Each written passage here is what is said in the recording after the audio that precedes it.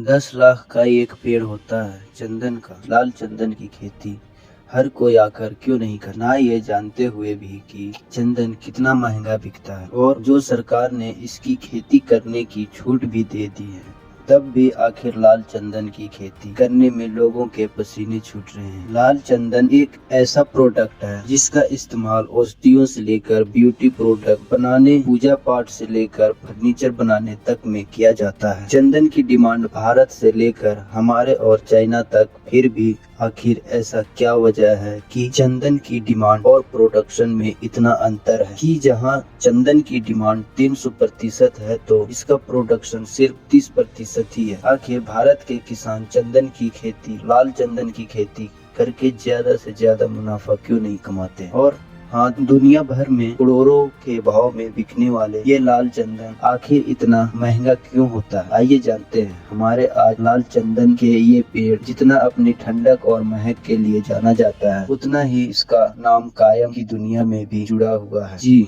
अगर आपको मालूम हो तो एक जमाने में एक खुफिया अपराधी, एक डकैत वीरप्पन को चंदन तस्करी के लिए ही जाना जाता था, जिसके बारे में बहुत कुछ आपने फिल्म पुष्पा में देखा होगा। लेकिन क्या आपने कभी सोचा है कि आखिर चंदन में ऐसा क्या है जो इसके लिए लोग इतना खून बहाते हैं, गिरोह बनाकर क्राइम करते हैं? इसकी कई वजह से सबसे पहले वजह है कि इसकी टाइमिंग। जी हाँ, चंदन की खेती कर फौरन रिटर्न देने वाली फसल है। बाजार में चंदन की कीमत जितनी ज्यादा होती है, उतना ही चंदन को उगाने में भी उतनी ही जद्दोजहद करनी पड़ती है। भारत में चंदन की खेती दो तरीके से की जाती है, ऑर्गेनिक और पारंपरिक। ऑर्गेनिक तरीके से उगाया गया चंदन 10 से 15 साल में लकड़ी का बन जाता है, लेकिन ट्रेडिशनल तरीके से चंदन की खेती करने पर 20 से 25 साल बाद मुनाफा लिया जा सकता है। दोनों ही तरीके में एक लंबा वक्त लगता है। यही कारण है कि चंदन की खेती करने के लिए ज्यादातर किसान तैयार नहीं होते। वह इसकी खेती में आने वाली दिक्कत की दूसरी सबसे बड़ी वजह है इसका परजीवी होना।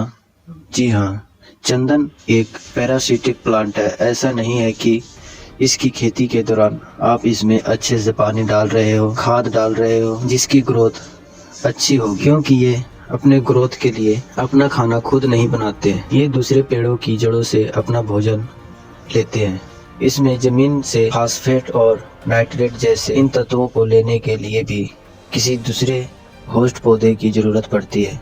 इसलिए चंदन के पेड़ को परजीवी कहते हैं जो अकेला सरवाइव नहीं कर सकते। ऐसे में अगर आप इस पौधे को अकेला लगाएंगे तो जल्द ही मुरझा जाएगा। यानी चंदन के पौधे की ग्रोथ के लिए होस्ट पौधे का होना बहुत जरूरी है। तो होस्ट पौधे होने के बावजूद भी कई कारणों से चंदन की ग्रोथ अच्छी नहीं हो पाती और बाद में इस पौधे को लेकर आने वाला लंबा इंतजार बेकार हो जाता है। वहीं चंदन की खेती हर कोई नहीं करना चाहता। एक और बड़ा रीजन है, चंदन के पेड़ से लिपटे हुए आपको दिख जाएंगे। अब आप ही सोचिए भला ऐसे में कोई जानबूझकर इन सांपों वाली परेशानी क्यों? मोल ऐसे ही कुछ वजह है जिसकी वजह से लोग चंदन की खेती नहीं करना चाहते। लेकिन तो आपको यहाँ एक बात बतानी ही भूल गए।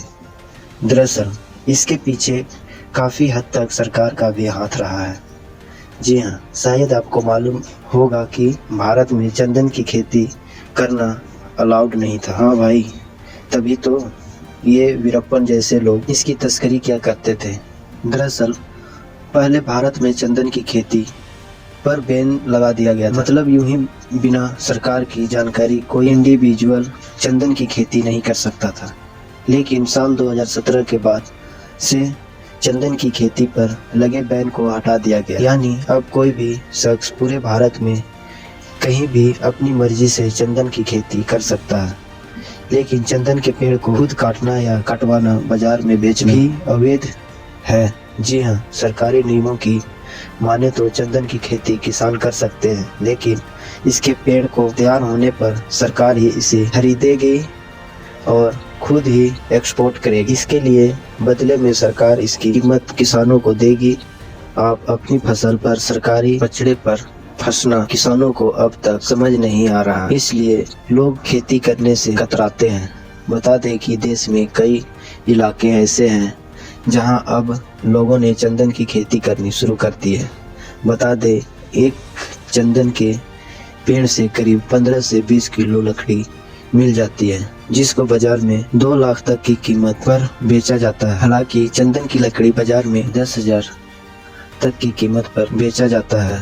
अगर कोई किसान चंदन के 100 पेड़ रोपता है और उसमें से अगर 70 पेड़ भी बड़े हो जाते हैं तो किसान 15 साल बाद पेड़ों को काट कर और बाजार में बेचकर 10 लाख आसानी से कमा सकता है। भारत में ऐसे बहुत से किसान हैं जो चंदन की खेती से लाखों नहीं बल्कि करोड़ों कमा रहे हैं। बता दें कि भारत में चंदन की प्रोडक्शन अब काफी तेजी से घटा है।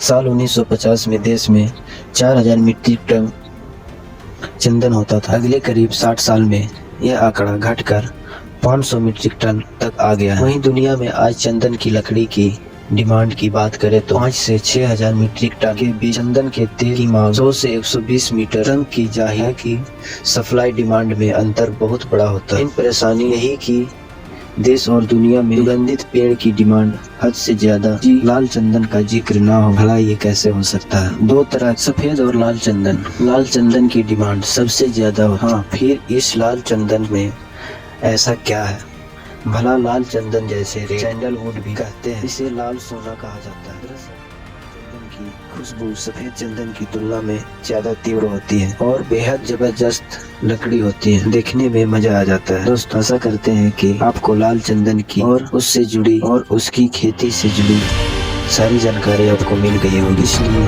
अगर आप हमारे चैनल पे नए हैं, वीडियो को लाइक करें, चैनल को सब्सक्राइब करें।